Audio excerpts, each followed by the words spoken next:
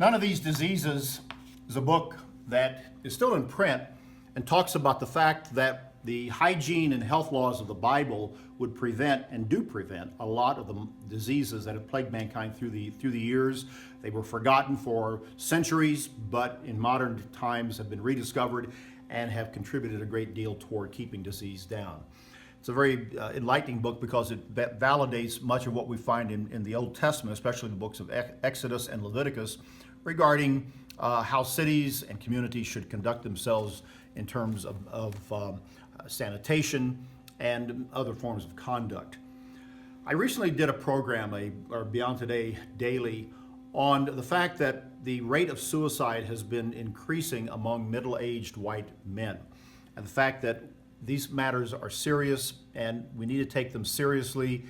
And I had a comment from a viewer who sent along an article that I found to be fascinating, because the article was showing the story that goes back now more than 2 years of the suicide of the comedian Robin Williams, who took his life, and the great deal of publicity and concern that was raised, and the heightened awareness again about suicide and what was the possible cause of it. Since then, it's been determined that Mr. Williams was not under the influence of illegal drugs or substances at that time.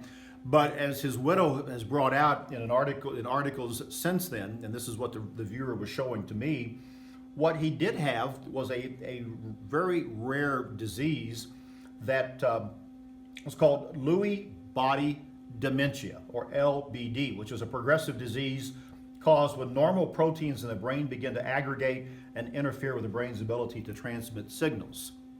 Mr. Williams knew that he had this, it seems, and possibly took his life so as to not to have to deal with the growing consequences in his own life. Here's the point. Because of the complications of our modern world and the interactions of so much neurologically, chemically, in our lives, even in our brains, science is becoming quite aware of diseases that you and I have no idea exist out there, that sometimes just cannot be dealt with or properly treated. And so when it comes to how people are dealing with that, and again, the point of my earlier daily was that if you know somebody who is struggling with depression, struggling with pain, struggling with chronic illness, take it seriously, help them get help, stay with them, do what you can. Sometimes people get to a point where even their best efforts and intentions are not going to be enough. And another person going alongside can help. That's in essence at the heart of what God said when he said he would put none of the diseases of the Egyptians upon his people.